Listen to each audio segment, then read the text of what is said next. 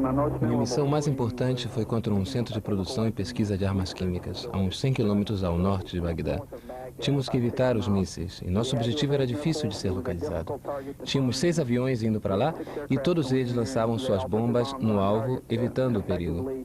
Foi muito importante destruir a ameaça que as armas químicas representavam, e era fundamental eliminar mais uma peça do jogo sujo dos iraquianos. Tudo sobre aviões de combate.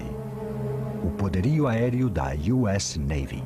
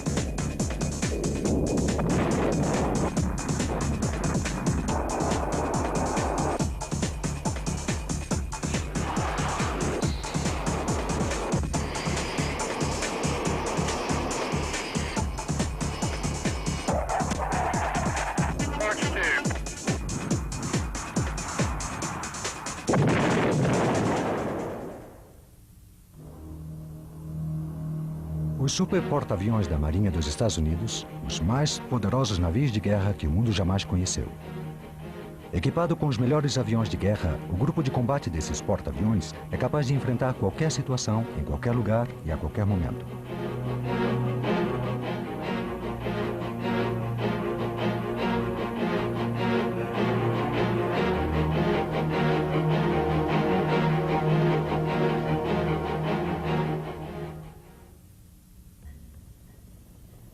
Com um peso de 100 mil toneladas, sua pista de voo tem o tamanho de 3 campos de futebol, um porta-aviões é o maior barco de guerra jamais construído.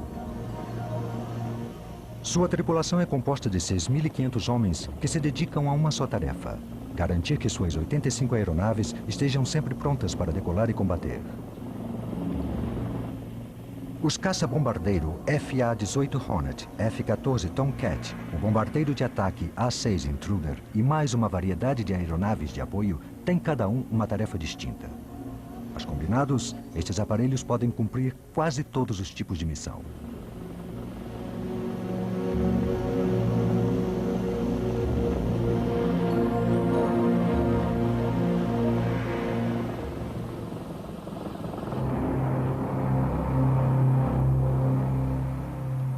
O versátil McDonnell Douglas FA-18 Hornet é hoje a mais importante aeronave de assalto da frota americana e uma esquadrilha aérea pode agrupar até 40 aviões divididos em 3 ou 4 grupos.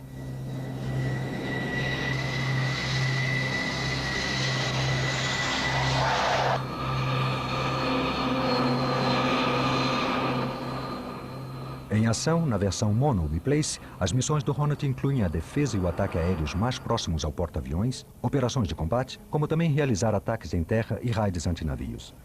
O Hornet está preparado para efetuar um grande número de missões ofensivas e defensivas de dia ou de noite. Equipado com controles do tipo fly-by-wire, radares multiuso, sistemas de voo por computador e impulsionado por 2 motores de combustão retardada, cada um com mais de 7 toneladas de empuxo, o Hornet é o preferido dos pilotos da Marinha.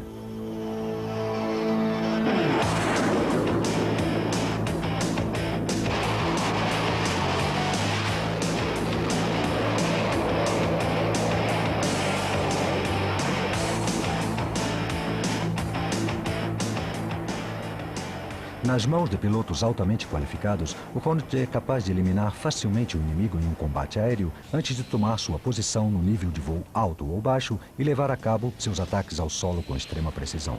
Este é o seu ponto mais forte.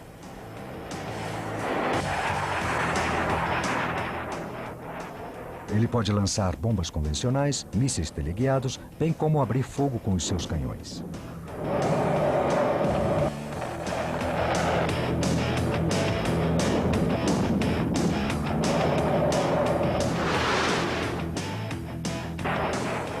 O FA-18 pode transportar uma grande variedade de cargas exteriores, incluindo um tanque suplementar de combustível destinado a aumentar o seu raio de ação,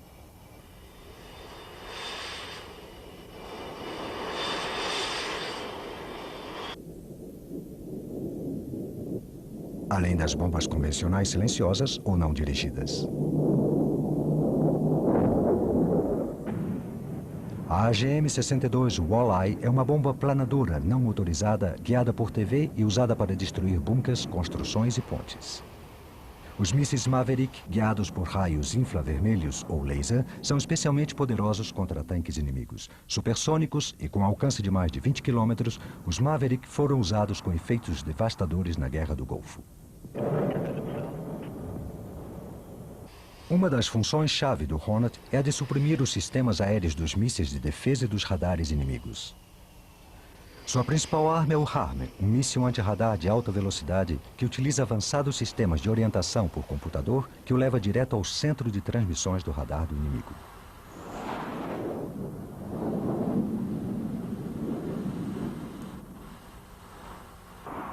Equipado com uma sensível cabeça de rastreamento para perseguir o reflexo do disparo de um laser quando atinge o alvo, o Hornet pode lançar cargas de alto poder explosivo de grande precisão, chegando a lançar bombas laser de 500 ou 1000 quilos com a margem de erro de centímetros do alvo visado. Sendo principalmente um avião de ataque, o Hornet é também um magnífico caça. Seu armamento de curta distância AR-AR é o foguete AIM-9 Sidewinder, orientado pelo calor produzido pelo motor do avião inimigo. Originalmente desenvolvido nos anos 50 e constantemente atualizado, o Sidewinder teve mais êxito que qualquer outro míssil.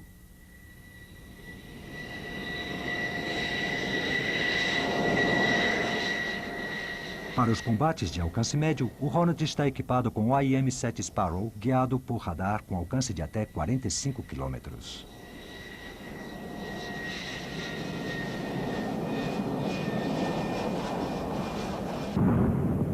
O míssil avançado AA AIM-120 ANHAM é tão ágil quanto o Sidewinder, porém com mais alcance que o Sparrow, além de ser equipado com um sistema de orientação por radar independente. Assim, uma vez o míssil disparado, o Hornet está livre para ir embora e buscar outro alvo.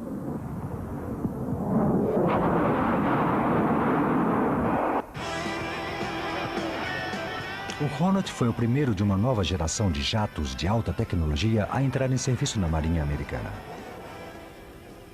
Os displays em tela cores, que exibem as múltiplas funções, são de leitura bem mais fácil do que os velhos relógios e mostradores dos aviões mais antigos. Um sistema de controle fly-by-wire computarizado possibilita ao piloto um inigualável domínio acrobático em todos os tipos de manobra. Por sua agilidade, o Hornet é um temido oponente no combate aéreo a curta distância.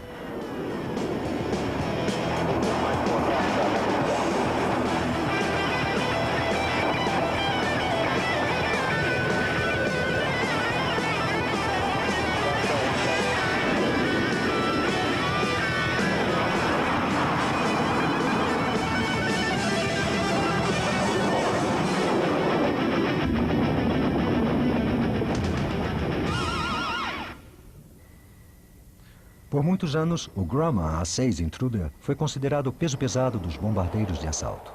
A maioria dos porta-aviões inclui uma esquadrilha de 14 desses aviões precisos e devastadores.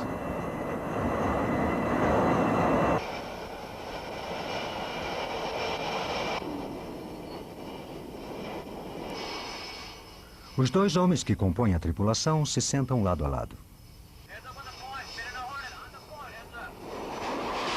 A A-6 não é um avião leve. Completamente armado, ele chega a pesar 27 toneladas sobre a catapulta.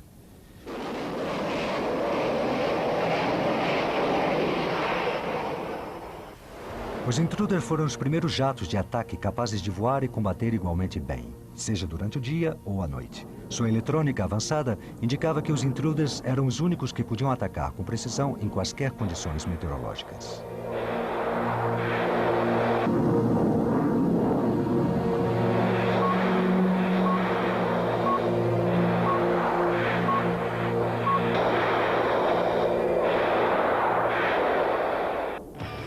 A As esquadrilhas da Marinha Americana utilizaram os Intruders em combate pela primeira vez no Vietnã em 1965.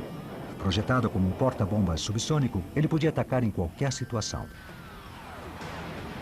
Durante boa parte da guerra, o A-6 foi o único avião militar americano capaz de realizar ataques precisos em alvos Vietcongs sob as terríveis condições meteorológicas das monções.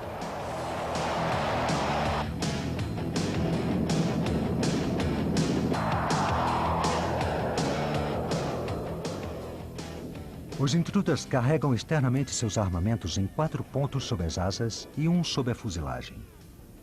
Cada avião pode levar mais de 8 toneladas em bombas, mais do que um Flying Fortress B-17, conhecido bombardeiro da Segunda Guerra Mundial. Os A-6 mais antigos possuíam um sistema de alvos localizados por radar. Enquanto o avião era pilotado, o navegador, sentado à direita, conferia o alvo, apontava e soltava munição.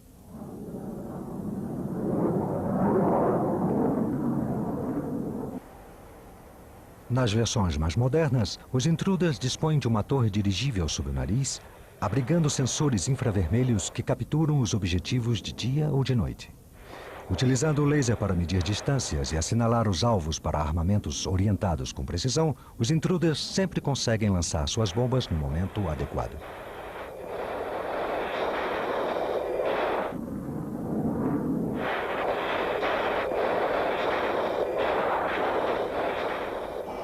As bombas Paveway dirigidas a laser são as mais poderosas e precisas no arsenal de armamentos convencional de um Intruder. Contudo, contra alvos grandes ou dispersos, as munições de fragmentação são mais eficazes.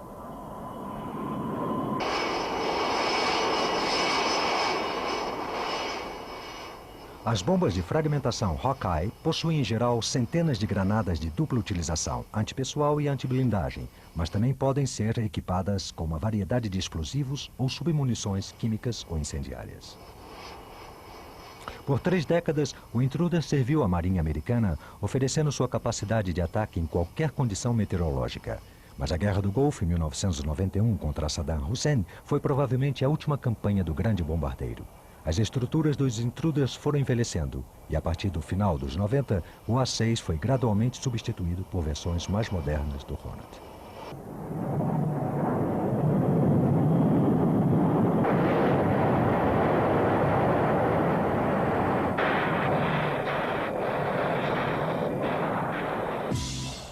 Uma variação do Intruder que ainda perdurará é a EA-6B.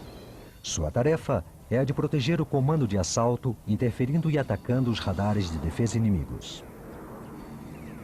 Identificável pelo seu cockpit para 4 tripulantes, o EA-6B Prowler foi pioneiro na Marinha em guerra eletrônica.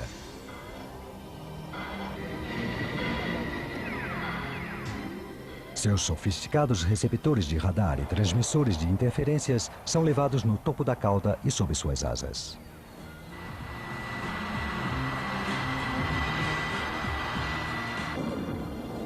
Utilizando avançados equipamentos eletrônicos para identificar os sistemas de defesa aérea inimigos, os Prowlers podem bloquear transmissões hostis, atacar com mísseis HARM ou ainda passar dados de localização a outros aviões.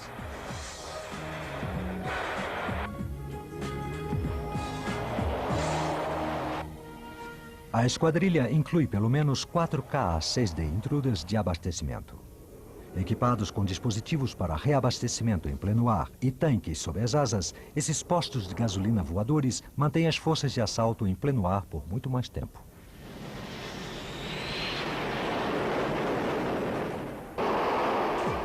A principal tarefa do Grumman F-14 Tomcat é a defesa da frota. Este grande jato com asas de geometria variável entrou em serviço em meados de 1970 como um simples caça. Recentemente, os Tomcats serviram em funções de ataque limitado.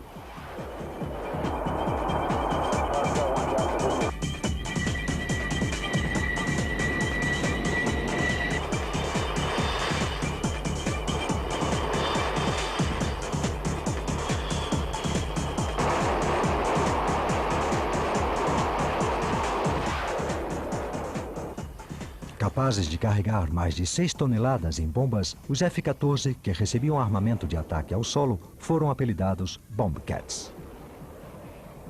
Capazes de detectar e destruir aviões inimigos a centenas de quilômetros do porta-aviões, os Tomcats formam um círculo de defesa do grupo de batalha. Apesar das suas novas tarefas de ar solo, a função básica dos Tomcats continua sendo a de controlar o espaço aéreo. Seu principal armamento é o assombroso míssil AIM-54 Fênix. Com 150 quilômetros de alcance, é o maior, o mais capacitado e o mais caro dos armamentos ar-ar da Marinha. O controle da esquadrilha no ar é responsabilidade do posto de comando voador do Grumman E-2 Hawkeye. Sua tripulação controla dezenas de combates entre caças, ataques ao solo, coordena patrulhas aéreas de combate, reabastecendo em voo e fornecendo informações para forças aliadas em terra via transmissões de dados. O coração dessa estação de radar voadora é o gigantesco radômetro radar APS-139. O Hawkeye pode monitorar 600 alvos aéreos a distâncias de até 400 quilômetros e detectar emissões de radares inimigos a 800 quilômetros. Conhecido como Hoover, o Lockheed S-3 Viking é a principal unidade antissubmarino de um porta-aviões que também pode lançar bombas e mísseis. É também usado como avião de inteligência eletrônica, escutando clandestinamente comunicações do inimigo ou localizando suas estações de radar. Hoje, uma terceira versão do Viking substitui o Intruder como avião cisterna da esquadrilha.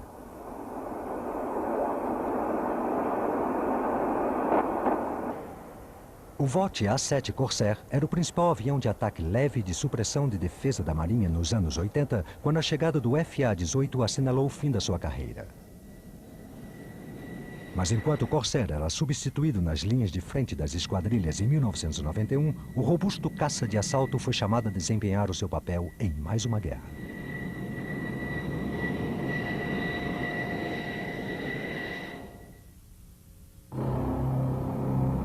No dia 2 de agosto de 1990, o Iraque de Saddam Hussein invadiu o Kuwait.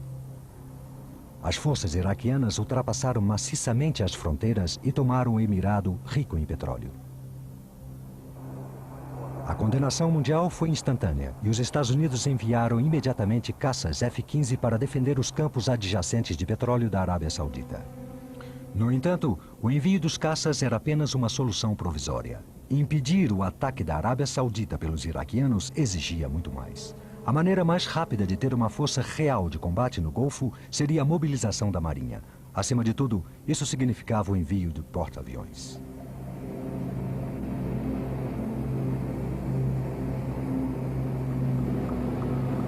Em poucos dias, os grupos de combates dos porta-aviões que estavam no Oceano Índico e no Mediterrâneo foram transportados para a região, patrulhando o Golfo Pérsico e o Mar Vermelho. Outros grupos de combate foram enviados diretamente dos Estados Unidos para a zona de conflito com igual rapidez. No momento da eclosão da guerra, 6 porta-aviões americanos estavam em posição.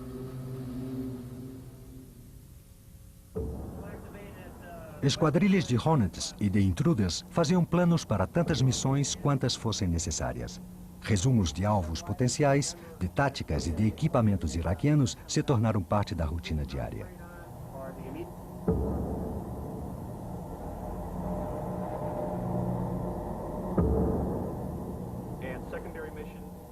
A esquadrilha de ataque 34 escalou A-6 Intruders que faziam parte da esquadrilha 7 do porta-aviões nuclear Dwight D. Eisenhower. Sua primeira tarefa era deter Saddam Hussein, que tentava tomar os campos petrolíferos sauditas mais importantes do mundo.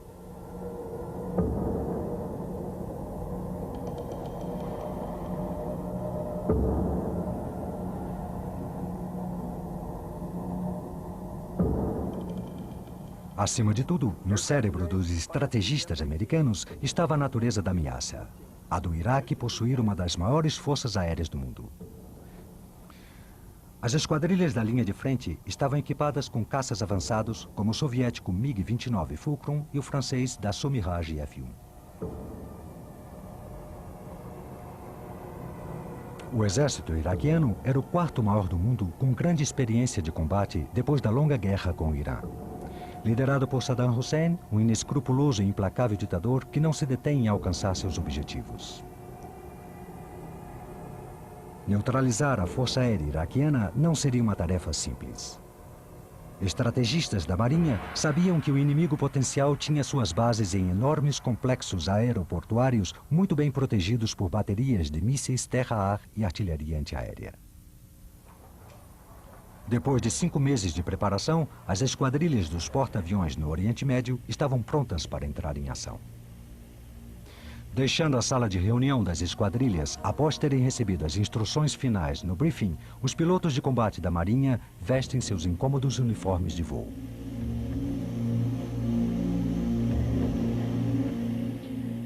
Enquanto os aviadores se preparam para decolar, a equipe de manutenção trabalha 24 horas por dia na coberta cavernosa do hangar, para assegurar, assim, que os aviões estejam prontos para a ação. As aeronaves são içadas dos hangares para a pista por poderosos guindastes situados nos cantos. Temos o cenário de um caos aparente, mas existe ordem nesta frenética atividade.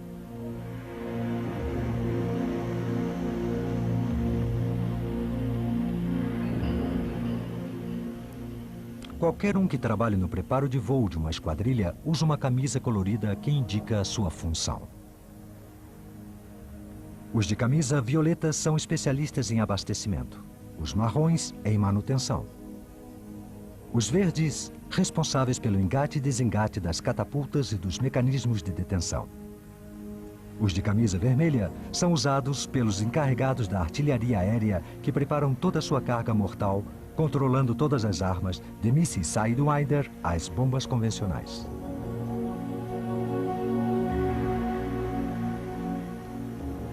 Os pilotos fazem uma revisão final antes de subir ao cockpit e se preparam para a decolagem.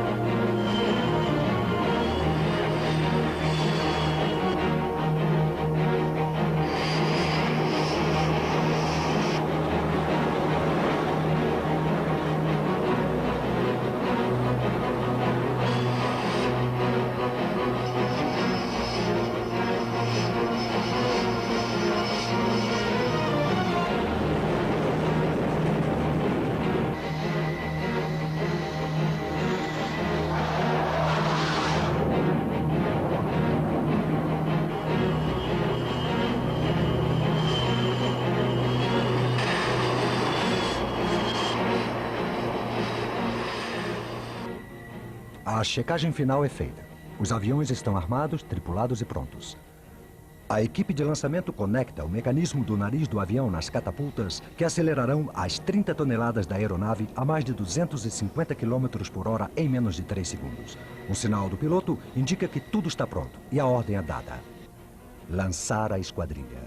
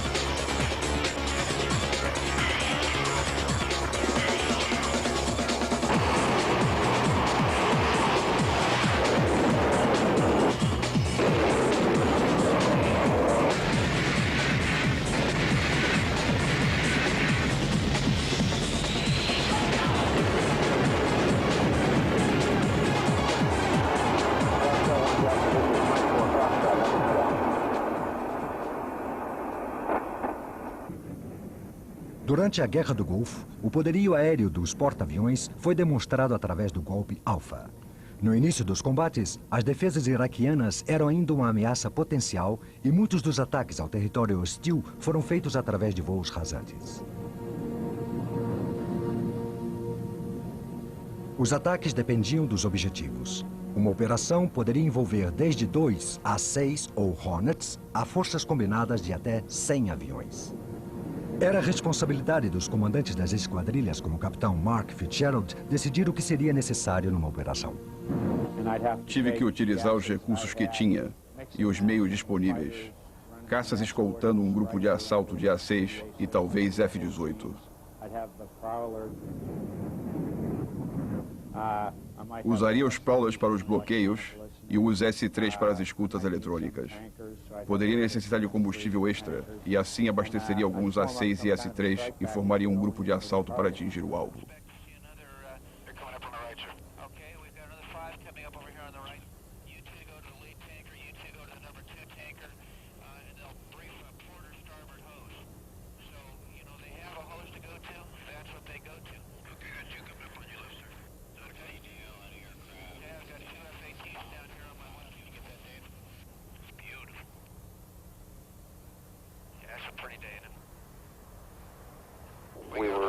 Às vezes, reabastecíamos 6 aviões cisterna e 30 caças, num espaço aéreo muito pequeno, tentando cruzar a fronteira. Foi um esforço enorme manter os aviões abastecidos em tão pouco tempo e ainda trazê-los de volta.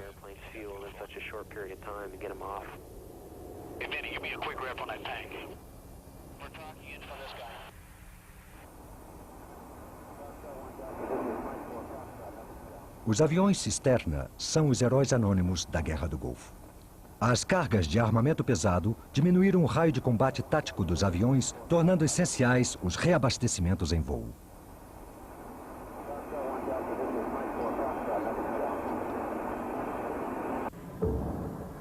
A formação das esquadrilhas estava preparada para um determinado número de tarefas. Primeiro, desempenhar a sua parte na destruição das defesas aéreas iraquianas onde quer que estivessem localizadas, nas cidades ou no deserto.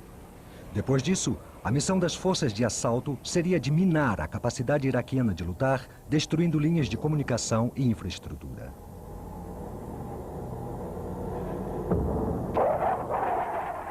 Os primeiros ataques foram feitos em baixas altitudes, mas a destruição das defesas aéreas logo permitiu à Marinha a realização de ataques mais efetivos a alturas mais elevadas.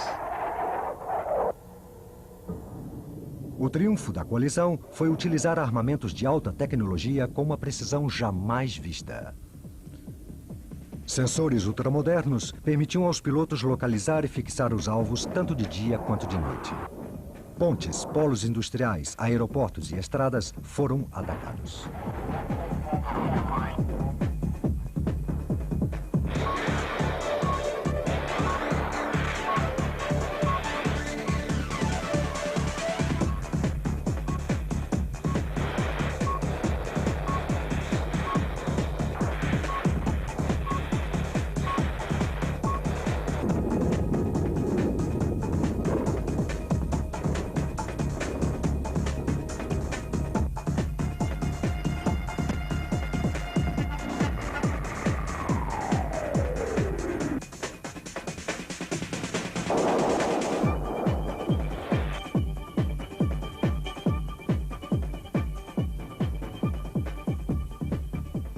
Os Hornets utilizavam iscas simulando aviões para enganar os radares inimigos.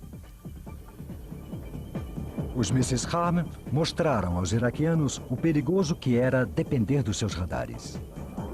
Armas dirigidas como o Walleye, uma bomba teleguiada, tiveram um grande desempenho.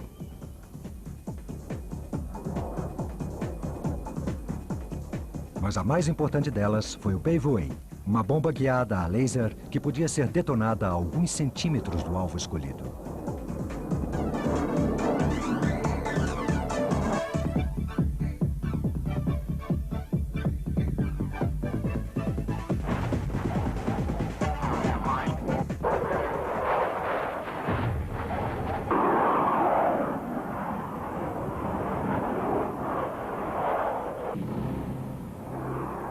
Em Em 17 de janeiro de 1991, na primeira missão diurna da Guerra do Golfo, um grupo de assalto de Hornets decolou dos porta-aviões Saratoga e John F. Kennedy.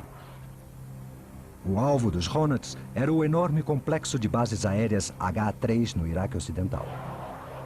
Durante as incursões de abertura, na noite anterior, vários aviões de assalto aliados foram derrubados por mísseis terra-ar e metralhadoras antiaéreas iraquianas. Nos primeiros dias da guerra, os caças iraquianos eram ainda considerados uma ameaça. Cada um dos 4 Hornets do Saratoga carregava 4 bombas de 900 quilos e levava mísseis ar-ar para sua proteção. O grupo estava a uns 50 quilômetros do alvo quando o alerta inimigo dado por um E-2 Hawkeye informou sobre os MiGs que se aproximavam. Os 4 Hornets, comandados pelo capitão Mark Fox, rapidamente localizaram os MiGs e travaram seus radares no alvo.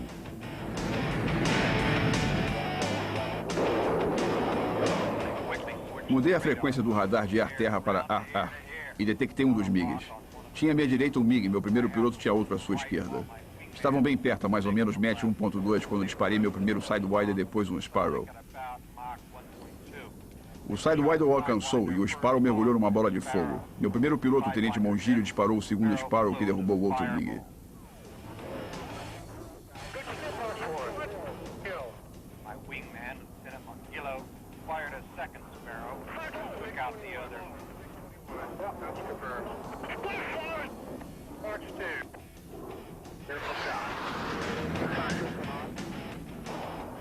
Os Hornets acabavam de realizar as primeiras derrubadas da Marinha na guerra. O encontro, desde o aviso do Hawkeye até o impacto do míssil, levou menos de 40 segundos.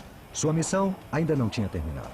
De novo, mudaram a frequência de seus radares para ar-terra e realizaram com sucesso o ataque ao aeroporto. Antes do combate, a coisa mais excitante que um piloto pode fazer é decolar ou pousar no porta-aviões. O pouso exige muita concentração e não existe espaço para erros. Durante as operações de combate, temos realmente a oportunidade de trazer de volta a munição viva, e isso aumenta a tensão no nível de concentração da chegada, principalmente à noite.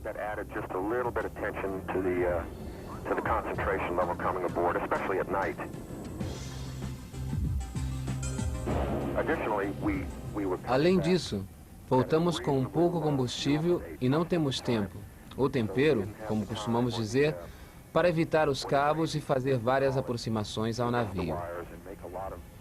Realmente, precisamos descer na primeira vez. Acredite ou não, é uma experiência muito emocionante.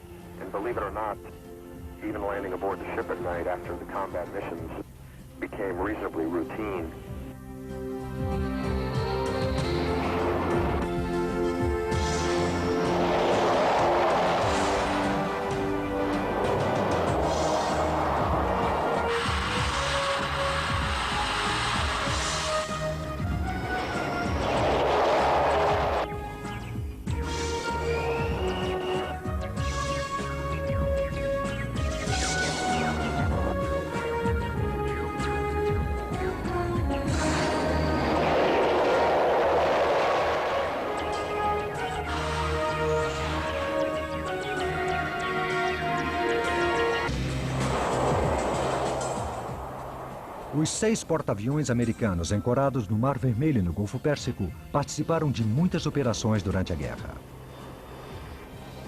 Os aviões que retornavam das missões eram removidos e seus cabos de detenção retirados a fim de não atrapalhar os que aterrissavam em seguida. Os aviões que necessitavam de manutenção eram levados para baixo, enquanto outros eram revisados no próprio deck antes do reabastecimento e do rearmamento para a próxima missão. As esquadrilhas dos porta-aviões geralmente realizavam 2 missões diárias com equipes trabalhando noite e dia e assegurando o maior número possível de aeronaves disponíveis. Cada porta-aviões tinha registrado mais 11.000 saídas e suas esquadrilhas participado em mais de 100 assaltos aéreos durante os 6 meses de combate, despejando cerca de 1 milhão de quilos de munição durante o processo da guerra.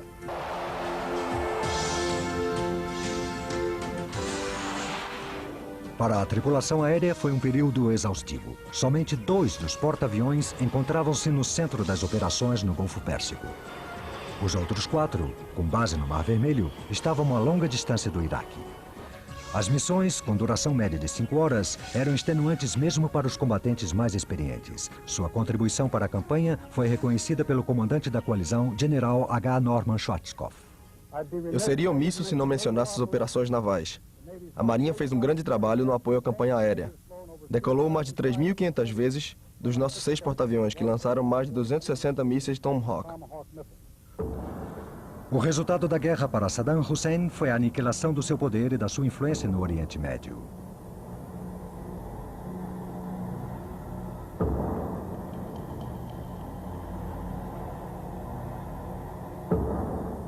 Grande parte do seu exército foi arrasada pela coalizão na estrada de Basra. Sua força aérea praticamente acabou e suas bases foram destruídas pelos bombardeios aliados.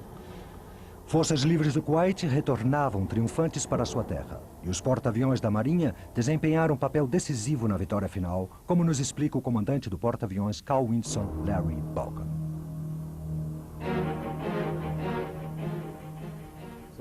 O porta-aviões é a peça fundamental na maneira como levamos a cabo nossa política ao redor do mundo. A Marinha gira em torno dos grupos de combate dos seus porta-aviões. É a peça mais importante que temos no nosso arsenal nacional para manter a paz.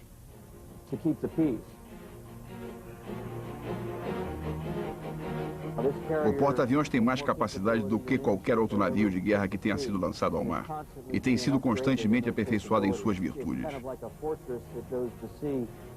É como um tipo de fortaleza flutuante com uma autoproteção difícil de vencer.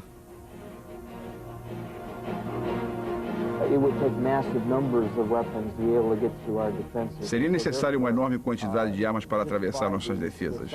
E se falarmos apenas do tamanho da proteção que temos dentro do nosso grupo de batalha, podemos dizer que não existe nada agora neste mundo que possa abalar nossas defesas.